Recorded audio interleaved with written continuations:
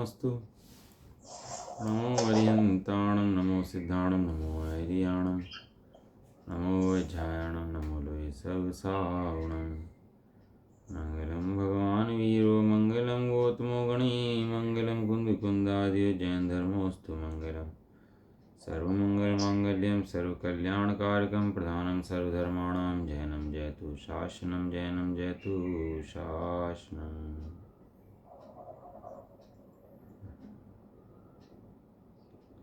नमः समय साराय स्वानुभूत्या चकास्ते चित्स्वभावाय भावाय सर्वभावान्तर्चिदे वन्दितु सर्वसिद्धे धूमचर्मणोऽङ्गदिं पत्ते वोच्छामि समय पाहुडमणिमो सुदकेवली भणिदम् जीवो चरितदंसन्नान् टिट्ठदो तं हि ससमयं जान पौगलकं पदेश टिट्ठदं च तं जान पर समयं ये अत्र निश्चय गदो सवो सवत सुंदरो लोए बंद कहाए अत्ते तिगणि विसंवादिनी होदी सुध परिचिदानुभूदा सवस्वी काम भोग बंद कहा एतत्सुलम्भो णवरीणसुलहो विहतस्य तमेयत विहतं दायेयमपणो सव्यवेण जयदाय जपमाणं चुगे क्षणं लघे तवं णविहोदीयपमत्तो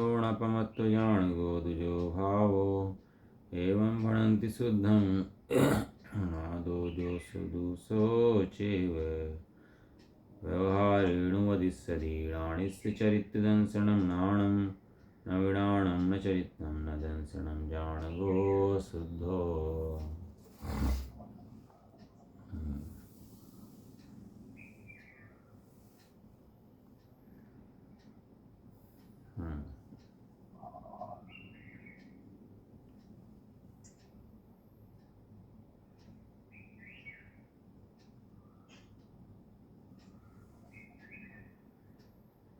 शीर्ष में साजिका विराजमान है और इसके अंदर अपनी गाथा जो है कर्ता अधिकार चल रहा है इसके अंदर और इसके अंदर गाथा नंबर हमारे यहाँ चलेगी 89 89 नंबर की गाथा है ना।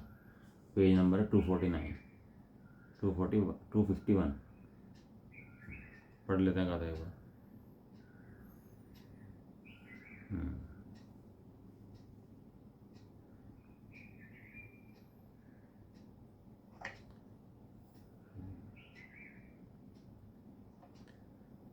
ओगस अणाई परिणामातिर्निमोहजूतस्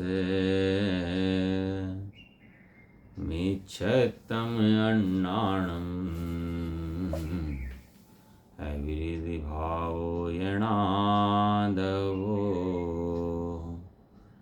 है मोहयुत उपयोग का परिणाम तीन अनादिका मिथ्यात्व अरु अज्ञान अविरत भाव ये त्रय जानना।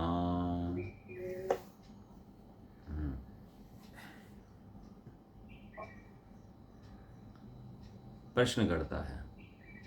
कौन प्रश्न करेगा? प्रश्न कौन करेगा? जिज्ञासु। शिष्य तो बोल सकते हैं लेकिन जिज्ञासु कहाँ का जिज्ञासा? मोक्ष मार्ग कैसे होता है ऐसी जिज्ञासा। किसे जिज्ञासा जगेगी? ऐसी जिसे संसार में दुख लगेगा उसे जिज्ञासा जगेगी। इस दुख से बचने का उपाय क्या है? अभी जिसे दुख नहीं लगा उसके जिज्ञासा ऐसी होती नहीं है कि इस दुख से बचने का क्या उपाय है। उपाय कौन ढूंढे? उपाय कौन ढूंढेगा? निकलने की तैयारी कौन करेगा? जो फंसा हुआ समझेगा वो निकलने की तैयारी करेगा। अरे फंसा हुआ लग रहा है या भोगों में मस्ती आ रही है तो निकलने की तैयारी क्यों करेगा? चूहेदान होता है ना, वो चूहा, एक दो चूहेदान होते हैं, एक तो फट से बोलता है ना, तो चूहे को लगता है फंस गया, एकदम निकलने की कोशिश करता है, जो अंदर रखा हुआ खा नहीं पाता, उसके अंदर जो टुकड़ा भी लगा हुआ ना वो खा नहीं पाता, उसको 2 दिन भी रखोगे ना उसको उसके अंदर तो खा नहीं पाएगा उसको। हाल तो चूहे हो जाएं और पकड़ में आ भी जाए तो तुरंत छोड़ना चाहिए उसको, 1 सेकंड भी देर लगाए बिना, रात के चाहे 2 बज रहे हों तुरंत छुड़काना चाहिए उसको, है ना। उसके बाद ही एक चूहेदान ऐसा होता है कि जिसके अंदर वो चूहा घुसता है, वो पता नहीं लगता उसको कि मैं फंस गया हूँ, और कब तक आनंद मानता है उसके अंदर कि जब तक उसको ये पता नहीं लगता कि मैं फंस गया हूँ। और जैसे ही उसको ये पता लगता है कि मैं फंस गया हूँ, तो त्यों उसको आनंद आता है कि दुख हो जाता है। त्यों ही छूटने का उपाय क्या है, निकलने का उपाय क्या है, प्रश्न कौन करेगा? जिसे संसार से निकलने की जिज्ञासा होगी वो प्रश्न करेगा, ये संसार में दुख भासेगा वो प्रश्न करेगा। अभी संसार में मस्ती जिसे लग रही है उसका तो दुख का पारावार है नहीं भैया। देवों का वैभव भी तुझको करना पड़ा अंत में त्याग, तो अब प्रभु के पद पंकज में बनकर भ्रमर करो शुभ राग। क्या है, भोरा कमल के चार तो चक्कर काटता है, उसमें बैठ जाता है, उसके अंदर फूल के अंदर है, कितना आनंद लेता है भैया। देवों का वैभव भी नहीं रोक पाया तू, जब उसका अंत होने का टाइम आया तो उसका भी अंत हो गया। क्या छोटे से जीवन के अंदर भोग की मस्ती छाई रहती है। देव क्या कह रहे हैं यहाँ पर, द्रव्य अनंत हैं, जातीय अपेक्षा 6 हैं और संख्या अपेक्षा कितने हैं, संख्या अपेक्षा द्रव्य अनंतानंत हैं। तो इनमें जो पुद्गल है, धर्म है, अधर्म है, आकाश है, काल है, उनके अंदर सुख नाम का गुण नहीं है, दुख नाम का गुण नहीं है, उनके अंदर सुख दुख होते ही नहीं है। धर्म अधर्म पुद्गल धर्म अधर्म आकाश काल के न सुखी होते न दुखी होते, केवल एक जीव द्रव्य ही सुखी दुखी हो सकता है, इसके अलावा अन्य कहीं सुख दुख की व्यवस्था है नहीं। तो पुद्गल सुखी दुखी होता होगा ऐसा नहीं है। मोह कर्म तो पुद्गल का नाम का है, लेकिन सुख दुख नाम का कोई पुद्गल का कर्म नहीं है।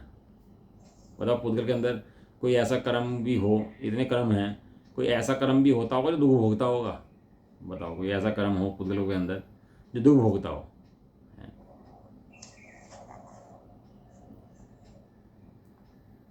द्रव्य दुख नहीं होता जो द्रव्य कर्म है, भाव कर्म है ना, द्रव्य सुख भाव सुख ऐसे नहीं होते हैं, उनकी जाति दो नहीं है। वहाँ तो दुख और सुख दोनों जीव को ही होते हैं। जीव भूलता है तो दुखी होता है और याद करता है अपने को सुखी होता है। समझ में आया? ये द्रव्य इंद्रियां हैं, भाव इंद्रियां हैं, द्रव्य मन है, भाव मन है ना। सबके द्रव्य भाव के 2 भेद है ना, लेकिन दुख के 2 भेद नहीं है कि द्रव्य दुख हो और द्रव्य सुख। हमने कहीं नहीं पढ़ा, वास्तव इतना शास्त्र पढ़े, लेकिन ऐसा कहीं नहीं पढ़ा कि पुद्गलों को भी दुख होता होगा, क्योंकि दुख होने के लिए सुख गुण का होना आवश्यक है। अपने को सुख गुण को भूल करके दुखी होता है। समझ में आया नहीं आया? तो इसलिए ये जीव अपने को भूल कर दुखी और अपने को याद कर सुखी। तो इसके आचार्य देवों ने 3 चीज़ें ली इसके अंदर। जीव के अंदर कितने गुण हैं कि अनंत गुण हैं। अनंत गुणों से दुखी है क्या? कि उन्होंने कहा नहीं, अनंत गुणों से दुख नहीं है, केवल 3 गुण हैं जीव के अंदर जिनके कारण से जीव दुखी होता है, सुखी होता है। कौन से गुण हैं वे? दुखी किन से होता है? मिथ्या दर्शन, मिथ्या ज्ञान, मिथ्या चारित्र। कौन कौन से है, बोलो एक बार। मिथ्या दर्शन, मिथ्या ज्ञान, मिथ्या चारित्र। हाँ देखो, आचार्य देव ने कितना सरल कर दिया। हम कहीं शहर के बीच में खड़े हों और फिर रास्ता ना पता हो घर जाने का, अब भूल रहे हो, और किसी जानकार व्यक्ति से पूछें कि जी घर का रास्ता कहाँ है, और वो कहते जी यहाँ से जाओ, गली में ऐसे मुड़ जाना और ऐसे मुड़ जाना, तो कितना ईजी कर दिया उसने रास्ता। अब इतने बड़े संसार में से निकाल करके 3 गलियाँ बता दी उसने, और उसकी 3 गली के बाद घर आ जाएगा। घर की पीछे की गली में खड़ा था, वो भटक रहा था।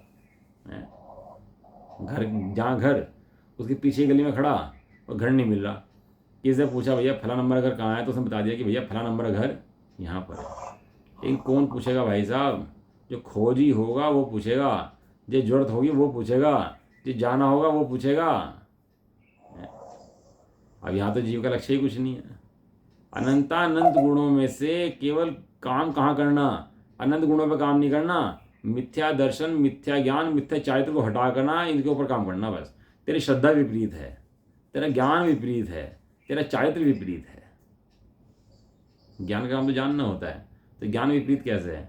कि भैया ज्ञान विपरीत इसलिए है कि ये तेरा ज्ञान जो है ना, संसारी काम में तो लगा रहता है, लेकिन जो तेरा स्वाध्याय, तत्व चिंतन, मनन, भेद विज्ञान, मोक्ष निकलने का रास्ता, ये जो काम है ये काम नहीं करता, इसलिए उसका नाम क्या है? इसलिए उसका नाम मिथ्या ज्ञान है। मिथ्या श्रद्धा किसे कहते हैं? जो अन्य द्रव्यों में अपनेपन की श्रद्धा कराए, अपनेपन की रुचि कराए, उसका नाम क्या है? मिथ्या श्रद्धा। ये संसार का बीज है भैया। मिथ्या श्रद्धा संसार का बीज है और सम्यक श्रद्धा मोक्ष का बीज है। बीज किसे कहते हैं? बीज। बीज के बिना वृक्ष की उत्पत्ति, वृद्धि, स्थिति, फल की प्राप्ति नहीं हो सकती। पहले क्या चाहिए? सबसे पहले क्या चाहिए? बीज चाहिए। ऐसे ही ये सम्यक जो है ये बीज है। ये काय का बीज है? ये मोक्ष का बीज है। सम्यक श्रद्धा मोक्ष का बीज है। बीज। चारित्र को फल कहा, चारित्र कुछ खलु धम्मो, तो फल कहा कि जैसे फल भोगेगा उसका, लेकिन बीज कहाँ? बीज के बिना फल कैसे भोगेगा? तो बीज कहाँ है? ये बीज सम्यक श्रद्धा के अंदर है। जिनकी श्रद्धा सम्यक नहीं हुई है उनका बीज ये भी उत्पन्न नहीं हुआ है। कि पता लग जाती है श्रद्धा मेरी सम्यक हुई या हो रही है? यहाँ पता लगता है। क्यों नहीं पता लगता भाई साहब? एक स्त्री शादी हो, उसके पति हो, तो उसको श्रद्धा नहीं होती पति के अंदर कि मेरा पति हैं, बच्चे हों, तो श्रद्धा नहीं होती कि मेरे बच्चे हो गए अभी हैं। वही व्यक्ति पहले पड़ोस में रहता था, हैं, उससे कोई लेना देना नहीं था। शीलवान स्थिति, शीलवान पुरुष था, कोई लेना देना नहीं था। उनका रिश्ता हो गया आपस में। पहले भी वहाँ से जाती थी और अब भी वहाँ से जाती है। तो अब दृष्टि में कितना परिवर्तन है? घर बराबर में होने पर भी अब दृष्टि का परिवर्तन होते ही वो पति दिखता है। पहले वो व्यक्ति दिखता था, अब वो क्या दिखता है? पति दिखता है। पति की सारी, उसको नुकसान हो, फायदे हों, उसको हारी बीमारी हो, तो सब में क्या होता है? सब में खेद होता है, अपने को खुशी होती है उसके साथ में। सब चीज़ों क्या हुआ उसके अंदर? जो अपना अहम पना था वो लग गया उसके अंदर। कहाँ से फर्क आया? डिफरेंस कहाँ से आया इतने अंदर में? चेंजेस कहाँ से आ गए इतने सारे हैं? ये जो अपने अंदर में चेंजेस आए कि पहले तो निकलती थी कुछ नहीं होता था, और अब निकलती है तो वैसे देखती है कि भैया है तो ये हो गया। तो ये चेंज कहाँ से आया? ये चेंजेस कहाँ से आए? अपना मान लिया ना, इसलिए आया। बस ये अपना मान लिया, वहाँ से चेंज आया। एक प्रॉपर्टी पड़ी हो, कोई पड़ी हो प्रॉपर्टी, निकलते हो डेली मंदिर जाते हो और पता लगा ये प्रॉपर्टी हमने खरीद ली एक दिन, हैं, अब ये प्रॉपर्टी हमारी है। आप डेली मंदिर से जाते हैं तो अब तो पता ही नहीं था कि प्रॉपर्टी कैसे है, आपने ले ली उस प्रॉपर्टी को। अब उसको देखने की पहले की दृष्टि और उसको देखने की अब की दृष्टि, कितना फर्क आया दोनों के अंदर? कितना फर्क आया दोनों के अंदर? हैं, जमीन आसमान का फर्क है। दो व्यक्ति हों, दोस्त हों, और दोनों के बच्चों के रिश्ते हो गए। पहले दोस्त थे, हंसी मजाक करते थे, खूब रहते थे आराम से। अब दोनों बच्चों के रिश्ते हो गए, दोनों समधी बन गया। अब समधी बनने के बाद दोनों की बात करने की और सब स्टाइल चेंज हुई, करनी पड़ी। अब वो वैसे जैसे पहले दोस्तों की तरह बात करते थे वैसी बातें नहीं होती, अब वो तो रिश्ता बन गया वो। ऐसे ही ये जीव का 3 गुण है केवल: मिथ्या श्रद्धा, मिथ्या ज्ञान, मिथ्या चारित्र संसार के मूल हैं। और सम्यक श्रद्धा, सम्यक ज्ञान, सम्यक चारित्र किसके मूल हैं? ये मोक्ष के मूल हैं। हाँ, मोक्ष के मूल है। तो आचार्य देव से पूछा कि ये मिथ्या श्रद्धा, मिथ्या ज्ञान, मिथ्या चारित्र, आपने बताया मिथ्या श्रद्धा मूल है संसार का। वो बात हमने जान ली कि मिथ्या श्रद्धा जो है संसार का मूल है, संसार जो है इसके कारण ही चल रहा है। लेकिन मिथ्या श्रद्धा हुआ कैसे? ये जीव की श्रद्धा किसकी है? जीव की। निकलती कहाँ से है? जीव में से। होती किसके अंदर है? जीव के अंदर। है किसके लिए? जीव के लिए। लेकिन ये पर की श्रद्धा क्यों कर लेती है? समझ में आया? क्वेश्चन नहीं आया भाई? इस संसार के अंदर अनंतानंद जीव हैं, तो अनंतानंद जीवों में से कितने सम्यक दृष्टि हैं, कितने मिथ्या दृष्टि हैं? बताओ। है इतने, देखो कहीं कुछ चींटी की लाइन लग जाती है, कहीं मच्छरों की लाइन लग जाती है, कहीं कीड़ों की लाइन लग जाती है। जमीन के अंदर 1 इंद्रिय, 2 इंद्रिय, 3 इंद्रिय, कितने जीव भरे पड़े इस लोक के अंदर। जीव भरे कि नहीं भर रहे इस लोक के अंदर? इस लोक के अंदर इतने मिथ्या दृष्टि भर रहे हैं, इतने मिथ्या दृष्टि भर रहे हैं कि वे सम्यक दृष्टियों की और मिथ्या दृष्टि की वोटिंग करा दो ना, तो सम्यक दृष्टि की जमानत जब्त हो जाएगी। इतने मिथ्या दृष्टि भरे पड़े इस लोक के अंदर, कहीं पाएंगे नहीं सम्यक दृष्टि। लेकिन सत्य को संख्या की जरूरत नहीं होती, सत्य सत्य होता है। सत्य को संख्या की आवश्यकता नहीं होती। हाँ, इतना सब होने के बाद भी, इतना सुंदर तत्व होने के बाद भी, इतना सुनने के बाद भी हम अपनी बात भी लें तो जीव को हमें ये तत्व रुचता क्यों नहीं है? हमें बाहर के विषय ही क्यों रुचते हैं, हमारा उपयोग बार बार बाहर में ही क्यों भागता है, हम अपनी तैयारी क्यों नहीं करते हैं जैसे मुनराज करते हैं। जब मुनराज जंगल में बैठ करके क्या काम करते हैं, केवल एक काम करते हैं। जिस समय हो आत्मदृष्टि कर्म थर थर कांपते। क्या करते हैं मुनराज? कर्म भी कांपते हैं, कर्म ने आदमी को पा रखा, और ये कर्म कांपते हैं। कब कांपते हैं? जिस क्षण हो आत्मदृष्टि कर्म थर थर कांपते। कर्म कांप जाते हैं भैया उसकी जीव के हैं। कब? जब आत्मदृष्टि कर लेता है उस समय। और आत्मदृष्टि ना करे तो आदमी कर्म कपाए। ये निकलने का मंत्र है भैया। तो 3 उन्होंने गुण पकड़े, श्रद्धा ज्ञान चारित्र। कितने गुण पकड़े? हाँ, उसने लिखा था ना अपने घर के आगे, नाम भी हैं उनके सबके, कि श्रद्धा ज्ञान चारित्राणी मोक्ष मार्ग हैं। तो आचार्य गोस्वामी ने क्या करा कि भाई ऐसा नहीं है, श्रद्धा ज्ञान चारित्र 2 प्रकार के होते हैं, एक मिथ्या भी होता है, एक सम्यक भी होता है। यदि श्रद्धा ज्ञान चारित्र को मोक्ष कारण कहोगे तो मिथ्या श्रद्धा मिथ्या ज्ञान मिथ्या चारित्र मोक्ष कारण बन जाएंगे। इसलिए मिथ्या श्रद्धा मिथ्या ज्ञान मिथ्या चारित्र मोक्ष कारण नहीं है, उसका आगे शब्द लगाया सम्यक। आप तो सत्य बोलो। कोई कहता है भाई सत्य बोलना चाहिए, जुबान है तो सत्य बोलना चाहिए, जुबान ही ना हो तो भी बोलो सत्य बोलना चाहिए। एक इंद्रिय को कह सकते हो सत्य बोलो भैया, जब एक इंद्रिय जुबान ही नहीं है। और सत्य बोलने के लिए क्यों कह रहे हैं? क्योंकि जुबान से झूठ भी बोला जा सकता है, इसलिए कहते हैं सत्य बोलो। इस तरह जीव को श्रद्धा ज्ञान चारित्र हैं। श्रद्धा ज्ञान चारित्र का वर्णन 2 प्रकार से होता है। जब पर को लक्ष्य में श्रद्धा ज्ञान चारित्र ये पर को लक्ष्य में लेते हैं तो इसका नाम मिथ्या श्रद्धा मिथ्या ज्ञान मिथ्या चारित्र होता है। और जब स्वयं को लक्ष्य में लेते हैं तो इसका नाम सम्यक दर्शन सम्यक ज्ञान सम्यक चारित्र होता है। तो आचार्य देव ये कहते हैं ये मिथ्या दर्शन आया कहाँ से, ये कैसे उत्पन्न हुआ, इसकी बात हमें चलती है ना। देव क्या कहता है? गाथाकार तुमने पढ़ लिया था ना इसका, गाथाकार तो हमने वो एक शब्द का पढ़ लिया था ना इसका। पढ़ गया। हाँ, तो अब इसको गाथाकार पढ़ लेते हैं। अनादि से क्या शब्द दिया पहले? सबसे पहले शब्द गाथा करने का लिखा अनादि से, मिल गया? अच्छा, इसमें नहीं है, इस शास्त्र में नहीं है, इसमें लिखा है मेरे सामने ऑनलाइन है ना, इसमें लिखा हुआ है शास्त्र के, इसमें नहीं है, इसमें लिखा है अनादि से। देखो क्या है, जीव भी अनादि से है और विकार भी अनादि से है, लेकिन जीव अनादिकाल से वही का वही है और विकार अनादिकाल से बदलता हुआ है। कभी कैसा आएगा, कभी कैसा आएगा, कभी कैसा आएगा, विकार बदल जाएगा। विकार बदल जाएगा, जीव नहीं बदलेगा। लेकिन अनादिकाल से हैं दोनों, जीव भी है और विकार भी है, दोनों अनादिकाल। कर्म भी जीव के साथ अनादिकाल से हैं और जीव का विकार भी अनादिकाल से है और जीव भी अनादिकाल से है। और अनंत काल बाद तक जीव तो रह जाएगा, विकार मिट जाएगा।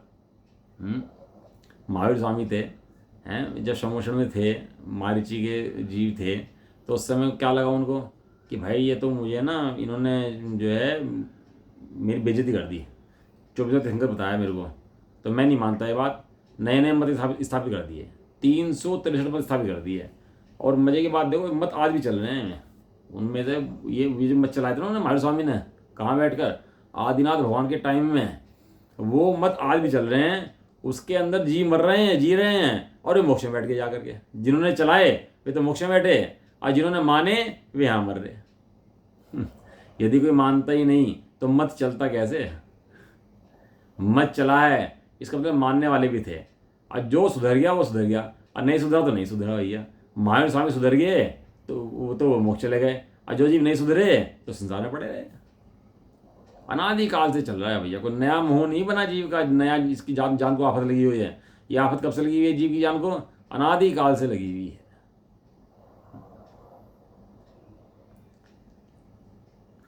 अनादि से मोहयुक्त होने से, अनादिकाल से जीव कैसा है?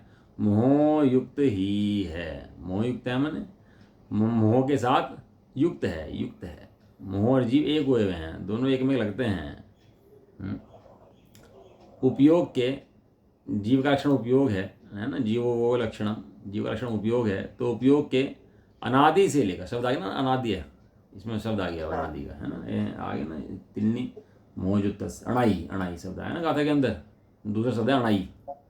तो ओगस अणाई, अणाई मने अनाद्य है, अनाद्य माने अनादि से, आप शब्द आ गया ना, अनादि से, अनादि से लेकर। त्रय परिणाम, 3 परिणाम हैं, वे कौन से हैं? मिथ्यात्व, अज्ञान और अवृत्ति भाव। इन्हीं को ही मिथ्या दर्शन, मिथ्या ज्ञान, मिथ्या चारित्र कहते हैं। अब ये अज्ञानी जीव की बात चल रही है कि अज्ञानी जीव के अंदर विकार कहाँ से हो जाता है, वो उसकी बात चल रही है कि 3 गुण जीव के हैं, मिथ्या दर्शन, मिथ्या ज्ञान, मिथ्या चारित्र। ये 3 गुण अनादिकाल से ऐसे ही चल रहे हैं विकार रूप, तो इनके होने से जीव को मिथ्या दर्शन, मिथ्या ज्ञान, मिथ्या चारित्र होता है और जीव को संसार में जीव भ्रमता है, सजा पाता है, दंड पाता है। अपराध क्या है इसका? कितना अपराध है इसका? कि पर को अपना जानना, पर को अपना मानना और पर रूप आचरण करना। कितना है बताओ जी? अभी धन में, देह में सुख मानते ही नहीं मानते भाई? देह के अंदर भोग की पूर्ति हो जाए तो सुख हो गया, धन मिल जाए तो सुख हो गया, इच्छा की पूर्ति हो जाए तो सुख हो गया। ये सब पर द्रव्य से जितनी सुख की कल्पनाएं हैं और पर द्रव्य की जितनी दौड़ है, हैं, ये सब इसके मिथ्या दर्शन, मिथ्या ज्ञान, मिथ्या चारित्र हैं। और जब जीव पर की दौड़ छोड़ करके अपनी तरफ दौड़ता है, जहाँ दे रखी है पीठ उधर करना है मुंह, और जहाँ का रखा है मुंह वहाँ देनी है पीठ। केवल दिशा बदलनी है, दशा अपने आप बदल जाएगी। क्या कहा? दिशा बदल दी, दशा अपने आप बदल जाएगी। हाँ, घर से कर रखी है पीठ और दुखी हो रहा है, हैं? घर से पीठ, घर को पीठ दे रखी है और दुखी हो रहा है। जिधर घर की तरफ कर मुंह और गेट में घुस जा तो आनंद होगा, घर की तरफ पीठ करके बैठा रहेगा तो भीख मांगेगा, दुखी होता रहेगा। ऐसा देखो, टीका पढ़ते हैं, बहुत सुंदर टीका है। देखो शब्द लगाया यद्यपि, शब्द पहले क्या लगाया? यद्यपि का क्या मतलब होता है? यद्यपि शब्द कहाँ लगता है बताओ? यद्यपि शब्द कहाँ लगता है? यद्यपि संस्कृत पढ़े हो आप तो बताओ कहाँ लगता है? तो जैसे कि यद्यपि मने है तो ऐसा, लेकिन ऐसा है नहीं। यद्यपि यद्यपि तद्यपि 2 शब्द होते हैं। यद्यपि मने ऐसा है तो, लेकिन उसके बाद भी ऐसा है नहीं, वहाँ लगता है यद्यपि। वर्तमान स्थिति में ऐसा है लेकिन त्रिकाल ऐसा नहीं है, वहाँ लगता है यद्यपि। यद्यपि निश्चय से, अपने निज रस से ही, किस चीज़ से? अपने निज रस से ही सर्व वस्तुओं की अपनी स्वभावभूत स्वरूप परिणमन में सामर्थ्य है। जितने द्रव्य हैं सब अपने ही स्वभाव में परिणमन करते हैं, अन्य स्वभावरूप परिणमन नहीं करते हैं। एक द्रव्य न द्रव्यरूप परिणमन नहीं करता है, सब अपनी अपनी सत्ता के अंदर रहते हैं, सब अपनी सीमा के अंदर ही रहते हैं, हैं? तथापि फिर भी आत्मा का, क्या उठाया इसके अंदर? आत्मा का। अन्य द्रव्य को उठाया क्योंकि अन्य द्रव्य को दिक्कत भी नहीं है साथ रहने से। अन्य द्रव्य अलग हैं कि साथ हैं, उन्हें कोई समस्या नहीं है, केवल जीव को समस्या है। क्यों? क्योंकि जीव सुखी दुखी होता है, और अगर जीव के अंदर सुगुण ना होता ना तो उसे भी समझाने की जरूरत नहीं पड़ती। लेकिन सुगुण किसका है? सुगुण जीव का है। आत्मा का अनादिकाल से ही अन्य वस्तुभूत मोह के साथ संयुक्तपना होने से, मोह के साथ संयुक्तपना, संयुक्त किसे कहते हैं? संयुक्त, संयुक्त 2 चीजें जब मिलती है तो संयुक्त कहते हैं, मिला जुला, मिला जुला।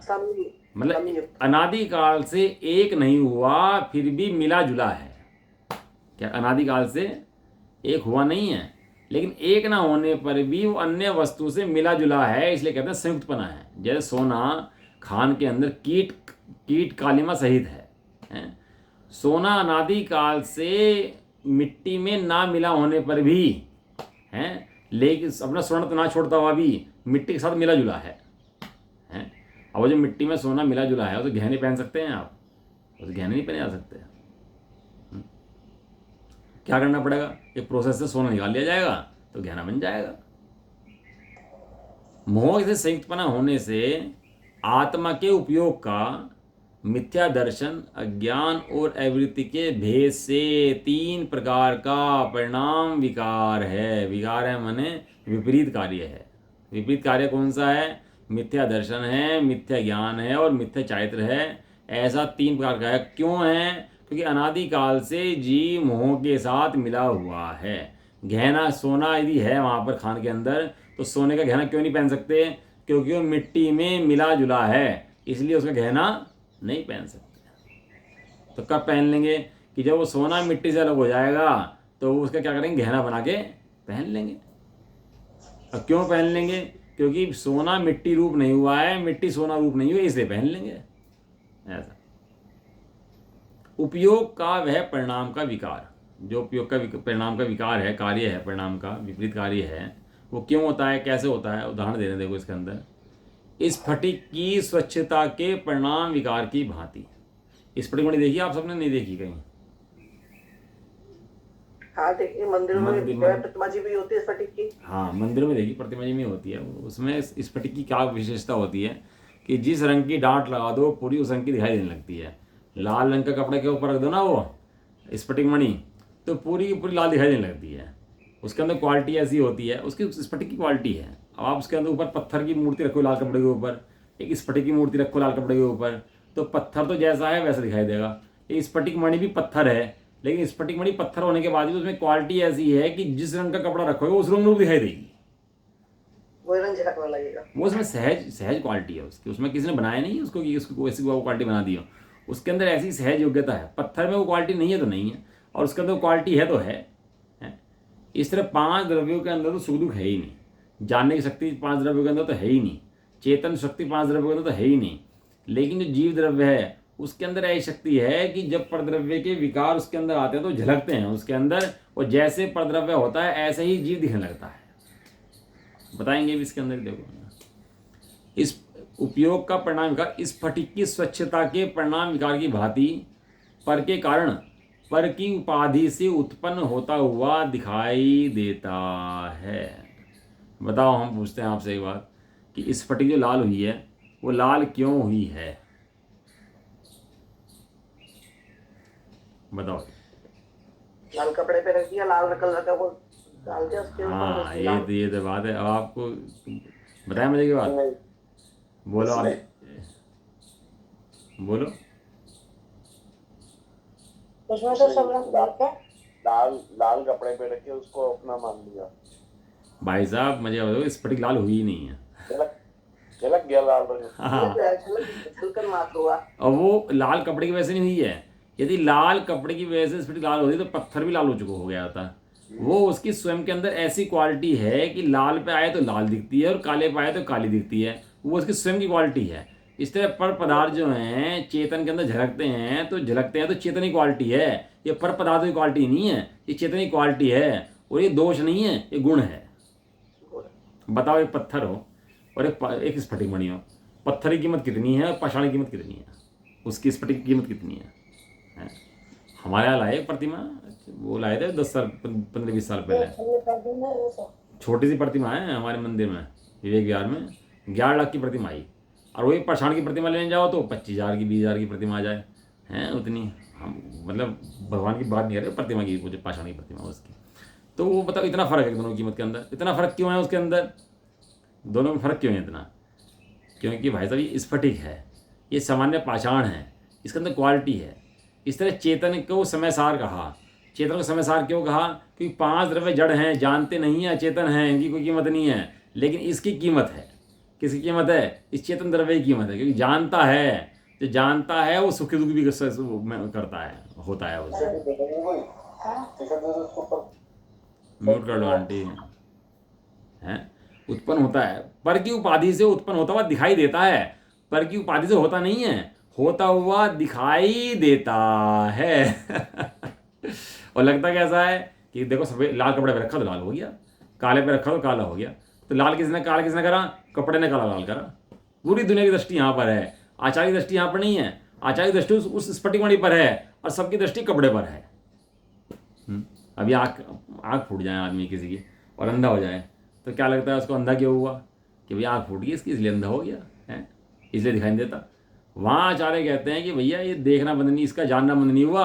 आँख चली गई है लेकिन जानता तो अब भी है ना। ये जब आँख थी तब भी जानता था, आँख नहीं है तब भी जानता है। कान थे तो सुनता नहीं था, जानता था। अब कान चले गए तो अब भी क्या करता है? अब भी जानता है। जानना जीव का लक्षण है, इंद्रियां जीव का लक्षण नहीं है। और वो स्फटिक मणि किसी को बना रखी हो तो अभी स्फटिक मणि तो स्फटिक मणि है कि नहीं है? हैं। और लाल कपड़ा, नीले कपड़े, काले कपड़े के अंदर भी स्फटिक तो शुद्ध स्वच्छ ही है भैया। इसी बात को और स्पष्ट करते हैं, जैसे स्फटिक की स्वच्छता की स्वरूप परिणमन में अपने उज्ज्वलता रूप स्वरूप में परिणमन करने पर में सामर्थ्य होने पर भी वो स्फटिक मणि अपने स्वरूप में परिणमन कर सकती, कर सकती। लाल रंग को हटा करके अपने स्वरूप में रह सकती, रह सकती। कि संयोग हटा दो तो पता लग जाएगा उसके अंदर बिल्कुल निर्मल परिणमन करेगी। ऐसा नहीं निर्मल परिणम नहीं करेगी, बिल्कुल निर्मल परिणम करेगी।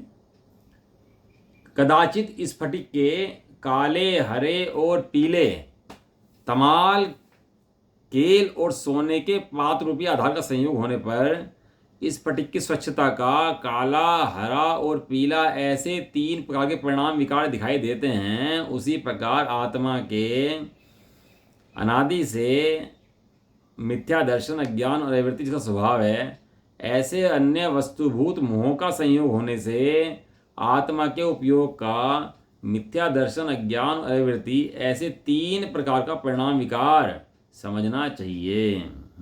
जैसे वो उसके ऊपर वो रंग दिखाई देते हैं, ऐसी आत्मा के अंदर मिथ्या दर्शन, अज्ञान, अवृत्ति के रंग दिखाई देते हैं। देखो 3 रंग लिए, काला, हरा और पीला। कितने रंग लिए? 3। अब इधर लगाओ श्रद्धा, ज्ञान, चारित्र। बताओ सबसे गहरा कलर कौन सा होता है, काला, हरा या पीला? सबसे गहरा कलर, सबसे गहरा कलर जो है काला होता है। विपरीत श्रद्धा में रखा काला, विपरीत ज्ञान में रखा हरा और विपरीत चारित्र में रखा पीला है। आपको पीला रंग तो हटाना चाहिए, काला रंग लगा हुआ हो कि भैया पहले काला हटाना पड़ेगा पहले विपरीत श्रद्धा सब में करनी पड़ेगी, ज्ञान सब में करना पड़ेगा, तब जाके आगे कलर हटेगा। ये जो 3 कलर रखे उन्होंने उसके अंदर, वो उनका बड़ा लॉजिक होता है आचार्य देव के शब्द का ना। आप पढ़ोगे ना तो बड़ा उनके एक शिकल समय कोमा, ब्रैकेट कहाँ लगा रहे, फुल स्टॉप कहाँ लगा रहे, बड़ा लॉजिक होता है उन चीज़ों के अंदर। ऐसी कोई भी चीज़ कहीं लिख देते हैं। इसलिए आत्मा अनादि काल से संयोग अवस्था में है, तो संयोग अवस्था में होने पर आत्मा ऐसा दिखाई देता है और संयोग अवस्था में पड़ा रहता है। भावार्थ इस प्रकार है, आत्मा के उपयोग में यह 3 प्रकार का परिणाम विकार अनादि कर्म के निमित्त से है। ऐसा नहीं है कि पहले जीव शुद्ध ही था और अब इसमें नया परिणाम विकार हो गया। यदि ऐसा हो तो सिद्धों के भी नया परिणाम विकार होना चाहिए, किंतु ऐसा होता नहीं है। इसलिए यह समझना चाहिए कि यह अनादिकाल से ही है। एक मत चलता है, मत लोग के अंदर, वे क्या मानते हैं, जीव शुद्ध हो जाएगा, थोड़े दिन रहेगा, फिर शुद्ध होकर संसार में आ जाएगा। वह लोग ऐसा मानते हैं, मिथ्या कल्पनाओं से कुछ ही मान लेते हैं। लेकिन ऐसा नहीं है। जीव शुद्ध होने के बाद फिर अंतकाल तक शुद्ध ही रहता है, फिर संसार में वापिस आता नहीं है। और ये कब से है कि अनादिकाल से ही जीव अशुद्ध अवस्था में पड़ा हुआ है। नरक निगोद की अवस्था में, तिरंज की अवस्था में, जीव संसार की अवस्था में पड़ा हुआ है। अब गाथा नंबर जैसे ना की गाथा एक बार पढ़ लेते हैं इसकी, थोड़ा समय पूरा है इसका, ये है ना उत्थानी का, पेज नंबर 253।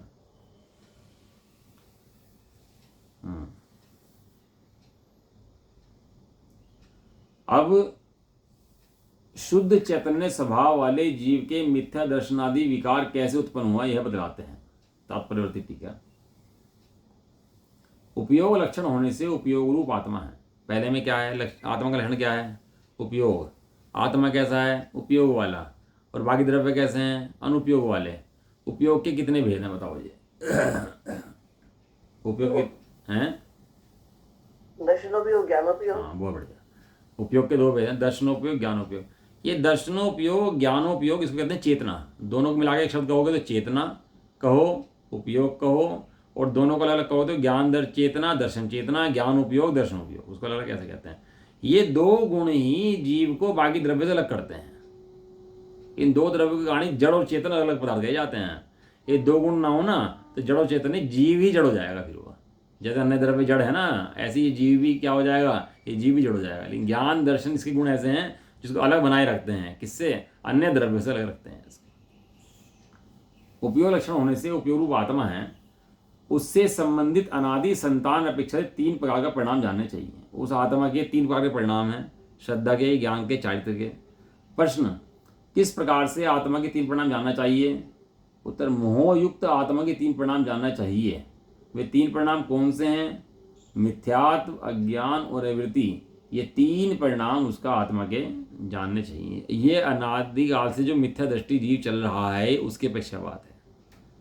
ये अनादिकाल से जीव मिथ्या दृष्टि क्यों है, क्योंकि अनादिकाल से इसके मिथ्या दर्शन और ज्ञान और अवृत्ति भाव चल रहे हैं, इसलिए जीव अनादिकाल से मिथ्या दृष्टि है।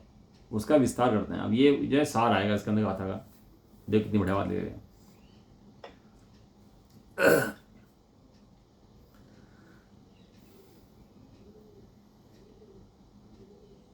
यद्यपि शुद्ध निश्चय न से, है ना, पहले भी यद्यपि शब्द आया था उसके अंदर और इसके अंदर भी क्या आया, इसके अंदर भी यद्यपि शब्द आया। यद्यपि शुद्ध निश्चय न से शुद्ध बुद्ध एक स्वभाव वाला जीव है। जीव कैसा है? यद्यपि जीव कैसा है? शुद्ध बुद्ध एक स्वभाव वाला जीव है। देखो जो अपना सुमेर पर्वत है ना, इसके नीचे सोना बहुत दबा हुआ है, बहुत सोना है इसके नीचे, सुमेर पर्वत के नीचे। कह रहे सोना तो है लेकिन किसी काम नहीं आएगा। क्यों काम नहीं आएगा? क्योंकि वो सुमेरु पर्वत के नीचे है, सुमेरु हटेगा नहीं, वो निकलेगा नहीं, जैसा है वैसा का वैसा वही दबा रहेगा, उसके निकलने की व्यवस्था नहीं है। ऐसे ही वो है तो सोना, है भी सोना ही, शुद्ध ही है, ये काम में आने वाला किसी के है नहीं है। इसलिए कहते हैं कि यहाँ पे शुद्ध बुद्ध एक स्वभाव वाला जीव है। तथापि, यद्यपि, तथापि, उसके बाद भी अनादि मोहनीय आदि कर्म बंध के कारण मिथ्यात्व, अज्ञान, अवृत्ति रूप 3 प्रकार के परिणाम विकार होते हैं। वहाँ शुद्ध जीव उपादेय है, मिथ्यात्व आदि परिणाम हे हैं, ऐसा भावार्थ है। इस गाथा को जानने का भावार्थ क्या है कि वहाँ पर मिथ्या दर्शन, मिथ्या ज्ञान, मिथ्या के परिणाम तो होते हैं, लेकिन जीव मिथ्या दृष्टि नहीं हुआ, जीव मिथ्या ज्ञानी नहीं हुआ। वो पर्याय में विकार हुआ है लेकिन मेरे अंदर विकार नहीं हुआ।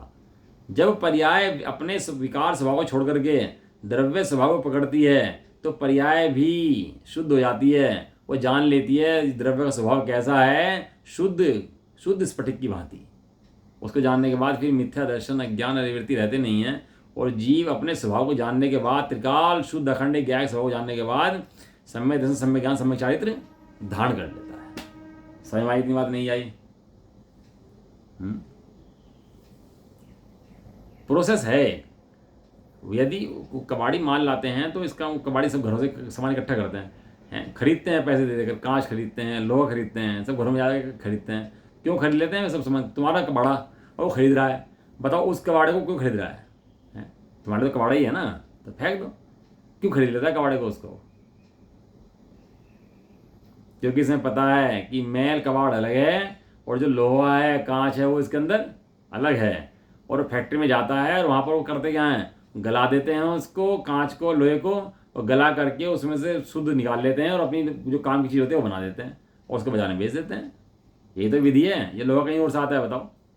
है इसी प्रकार ये जीव जो है, जो सिद्ध बनते हैं, कहाँ से बनते हैं कि जो जीव मिथ्या दर्शन, मिथ्या ज्ञान, मिथ्या चारित्र में डूबता हुआ है, वो जीव क्या करता है, अपने शुद्ध सम्य, शुद्ध सद्भाव को देखता है, और स्वभाव को देखने के बाद जो श्रद्धा ज्ञान चारित्र विपरीत हो रहे थे वे श्रद्धा ज्ञान चारित्र सम्यक हो जाते हैं और जीव सिद्ध बन जाता है।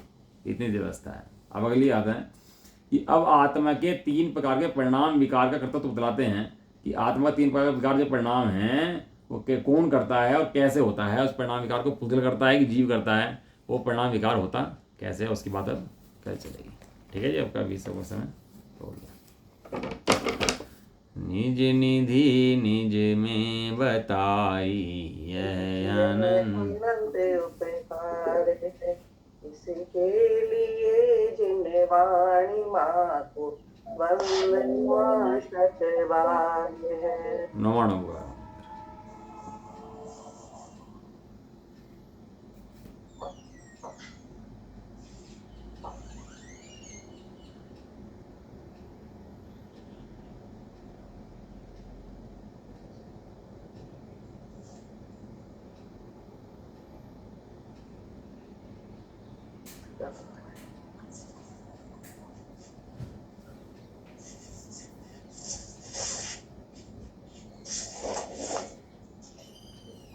इसमें ना शुरू में इंडेक्स दी हुई है, जो शास्त्र है ना इसके अंदर, तो जो आपने देखा होगा शास्त्र के ऊपर इंडेक्स है गाथाओं की, तो उसको ही पढ़ लिया करोगे। उससे क्या होता है, समरी क्लियर हो जाती है उससे कि शास्त्र में आचार्य देव क्या कहना चाह रहे हैं, शास्त्र का अभिप्राय क्या है। जो सूत्रकर्ता आचार्य हैं जब एक एक गाथा पढ़ते हैं तो उसमें ना अभिप्राय क्लियर नहीं होता, लेकिन जब समग्र पढ़ते हैं ना, पूरा उसका सार निकालते हैं तो उससे पता लगता है उनका अभिप्राय क्या है। तो उसको गाथा को ना एक बार समरी जो है ना उसको पढ़ लिया करो कि समरी के अंदर गाथा आचार्य देव कर्म क्या लेकर चल रहे हैं, कब कहा ज्ञानी है, कब कहा ज्ञानी है, फिर कैसे कैसे घटाया, उसको समरी को पढ़ लेना एक बार। ठीक है ना? ठीक है आंटी? आखिरी लाइन क्या बोली थी आखिरी समाप्ति में? आखिरी अभी जब समाप्त किया तब आखिरी कुछ बोला था। ऐसा तो याद नहीं, रिकॉर्डिंग देख लेना, अब तो याद नहीं है ऐसा। अच्छा, रिकॉर्डिंग में मिल जाएगा। जय बोलो द्वाशी मेरी माता की, जय हो। महान जैन धर्म की। जय हो।